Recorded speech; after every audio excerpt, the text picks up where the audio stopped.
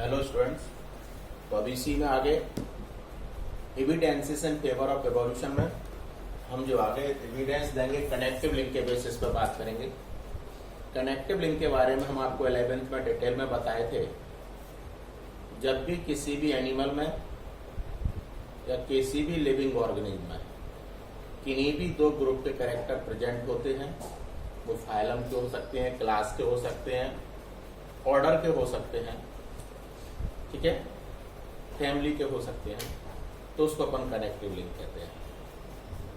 और हमने इसको स्टार्ट किया था वायरस से, जिसमें नॉन लिविंग और लिविंग दोनों के कैरेक्टर थे, और इसी को फिर हम आगे बढ़ाते चले गए थे। तो यहाँ पे कनेक्टिव लिंक का मतलब क्लियर, जब भी किसी भी एनिमल में दो ग्रुप के कैरेक्टर हों, दो group class, phylum, order, family, genus कुछ भी हो सकता है, तो इसके बेसिस पे एवोल्यूशन ये है, जब पहले वाला लोअर एनिमल हायर एनिमल में डेवलप होगा तो कुछ ना कुछ कैरेक्टर्स रहेंगे। इसको आप एग्जांपल के लिए ऐसे समझ सकते हो, जैसे फिश होती है एक्वाटिक नेचर की है, लाइफ की ओरिजिन भी पानी में ही हुई थी, बट सबसे पहले फिश जब लैंड पर आई तो लंग फिश में कन्वर्ट हुई और लंग फिश बाद में एम्फीबिया बने। तो जो एक्वाटिक फिश है उसमें गिल्स के द्वारा ब्रीदिंग होती है। जब लंग फिश बन गई डिप्नोई, तो वो लंग्स के द्वारा ब्रीदिंग करेगी, और लंग्स हमेशा लैंड पर फंक्शनल होते हैं। वाटर में भी हो सकते हैं, वाटर के ऊपर सरफेस में, बट जनरली लैंड के लिए अडेप्टेशन है। तो कौन सी फिश है जो दोनों जगह सर्वाइव कर सकती है? तो आपकी लंग फिश है। गिल्स वाली फिश कभी भी लैंड पर सर्वाइव नहीं करेगी। तो हमारी जो लंग फिश है उसमें लंग्स का बनना, एम्फीबियन कैरेक्टर यानी फ्रॉग का कैरेक्टर है, इसलिए हम लंग फिश यानी डिप्नोई को फिशेज और एम्फीबिया की कनेक्टिव लिंक कहते हैं। ऐसे एग्जाम्पल की आर्कियोपेटेरिक्स को समझ सकते हो। आर्कियोपेटेरिक्स में हमने बताया कि न्यूमेटिक बोन्स तो नहीं थी, बट उसके 4 लिम्स विंग्स में कन्वर्ट हुए, और इसके जो टीथ थे इसमें प्रेजेंट थे। तो क्या होता है, 4 लिम्ब कन्वर्ट्स इनटू विंग्स और फेदर्स प्रेजेंट हो गए। ये बर्ड्स का कैरेक्टर है, और टीथ का पाया जाना रेप्टाइल्स का कैरेक्टर है। इसलिए आर्कियोपेटेरिक्स को हम रेप्टाइल्स और बर्ड्स की कनेक्टिव लिंक कहते हैं। तो इस तरह हमने देखा कि रेप्टाइल से बर्ड्स बने और फिशेस से फ्रॉग यानी एम्फीबिया बने। तो ये इवोल्यूशन होता चला जा रहा है। लोअर स्पीसीज से हायर स्पीसीज का बनना इवोल्यूशन कहलाता है। क्लियर? तो कनेक्टिव लिंक के बेसिस पर आप देखेंगे, सबसे पहले हमने बात की है प्रोट्यूरोस्पंजिया। तो फर्स्ट क्या होता है आपका प्रोट्यूरोस्पंजिया। इसके नोट्स हम आपको भेजेंगे। तो प्रोट्यूरोस्पंजिया का मतलब है, इसमें फाइलम प्रोटोजोआ और फाइलम पॉरीफेरा, स्पंज पॉरीफेरा में आते हैं, दोनों के कैरेक्टर प्रेजेंट होते हैं। इसलिए हम प्रोट्यूरोस्पंजिया को connective link between protozoa and Porifera या प्रोटोजोआ स्पंज कहते हैं।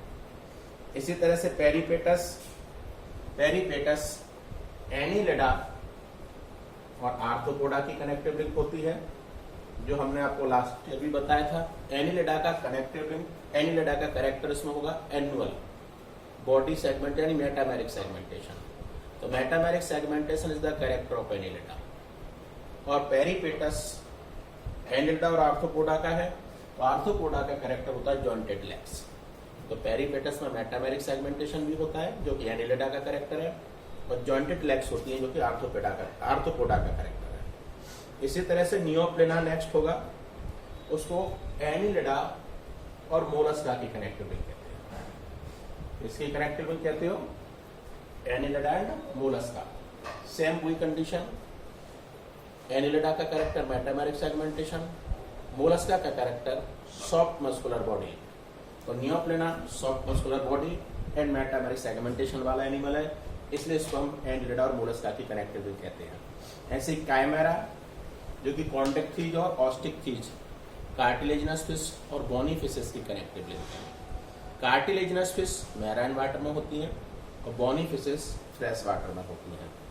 फिर आपका लंग फिश, जिसके लिए हम बात कर रहे थे, डिप्नोई, जो कि फिशेज और एम्फीबिया की कनेक्टिव लिंक है। आर्कियोपेटेरिक्स की हमने बात की थी, रेप्टाइल्स और बर्ड्स के बीच की कनेक्टिव लिंक है। और प्रोटोथीरिया रेप्टाइल्स और मैमल्स की कनेक्टिव लिंक है।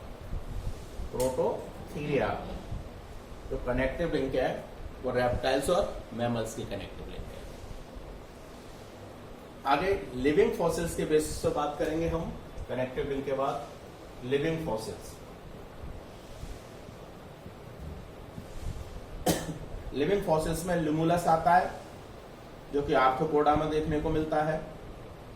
नियोप्लेना है, मोलस्का में देखने को मिलेगा। लेटिमारिया जो कि सीलोकैंथिक फिश है, और स्पिनोडॉन रेप्टाइल्स में देखने को मिलेगा। तो ये हम आपको नोट सेंड करेंगे, वहां पे आपको मिल जाएंगे। लिमुलस आर्थ्रोपोडा में, नियोप्लेना मोलस्का में, लेटिमेरिया सीलोकैंथिक फिश होगी, और स्पिनोडॉन। नेक्स्ट होता है बेटा एटाबेजू। एटाबेजू एटाबेजू का मतलब होता है रिवर्शन। रिवर्शन मीन्स जो एंसेस्ट्रल कैरेक्टर्स हैं वो टाइम टू टाइम बच्चों में रिपीट होते हैं, उसको एटाबेज में रिवर्सन कहते हैं। कई बार देखते हैं अपन बच्चे, इस तरह के बच्चे पैदा हो जाते हैं जिनकी पूरी बॉडी पर हेयर्स प्रेजेंट होते हैं, या कई बार हम देखते हैं ऐसे बच्चे पैदा हो जाते हैं जिनमें एक पेयर से ज्यादा मेमोरी ग्लैंड्स होती हैं। ये जो हमारे पूर्वज वाले कैरेक्टर्स हैं उनका रिपीट होना एटाबेज में रिवर्सन कहलाता है। ये भी इस बात को शो करता है कि कहीं ना कहीं लोअर एनिमल से या लोअर ऑर्गेनिम से हायर एनिमल से हायर ऑर्गेनिम्स का फॉर्मेशन हुआ है। एटाबेज में देखिए पता है ह्यूमन बेबी विद टेल हमारा एंसेस्ट्रल कैरेक्टर है, तो कई बार बच्चे में टेल देखने को मिलती है जो कि वेस्टिजल है। लार्ज पॉइंटेड कैनाइन का डेवलप होना हमारा एंसेस्ट्रल कैरेक्टर्स है, तो कई बार हमारे कैनाइन भी वेल डेवलप हो जाते हैं जो नुकीले बाहर की तरफ निकले रहते हैं। एक्स्ट्रा निपल्स जिसके भी हमने बात की थी। डेंस बॉडी हेयर, पता है ना पूरी बॉडी पर हेयर्स प्रेजेंट होते हैं। फिर हम एम्ब्रियोलॉजिकल एविडेंसेस देखेंगे। Embryological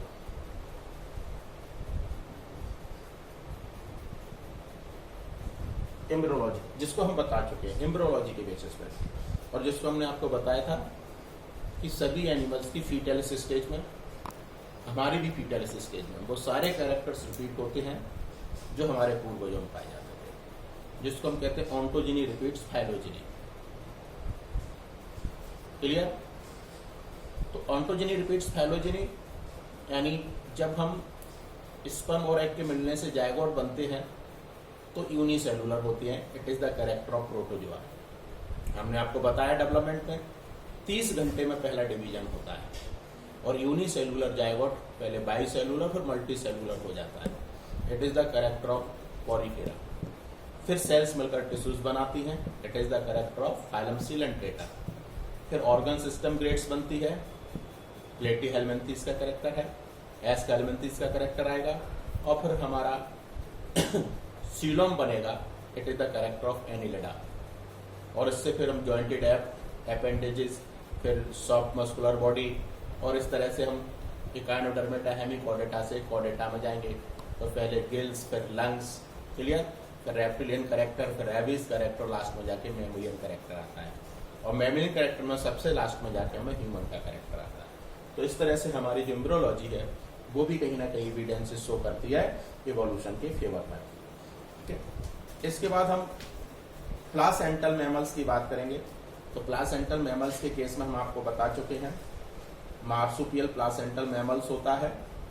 also underwent adaptive radiation and development different features and characters who more than one adaptive radiation occurs in isolated geographical area, जिसको हमने आपको बताया था डार्विन फिंचेस, और फोना और फ्लोरा नाम दिया था, वो एडेप्टिव रेडिएशन था। तो एक पर्टिकुलर एरिया में बहुत सारे चेंजेस हमें देखने को मिले, कुछ प्लांट्स में, फ्लावर में, और कुछ एनिमल्स में। ठीक है, जिसको हम आइसोलेट बताया था ना, ये गैलापागोलैंड पर बात की थी। तो डार्विन फिंचेस और डार्विन फ्लोरा, जिसको हम फौना और फ्लोरा टर्म यूज करते हैं, वो हम आपको एक्सप्लेन कर चुके हैं। तो हमारा जितने भी एविडेंसेस थे in favour of evolution complete हुआ। केवल एक हेडिंग आपका बचा है, वो है जियोलॉजिकल टेबल। बहुत इंपॉर्टेंट है जियोलॉजिकल टेबल।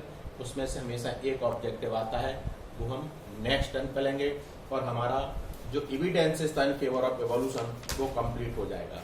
फिर हम जो पढ़ेंगे थ्योरीज ऑफ इवोल्यूशन पढ़ेंगे, जिसमें हम बेसिकली लेमार्किज्म और डार्विन को पढ़ेंगे। Thank you.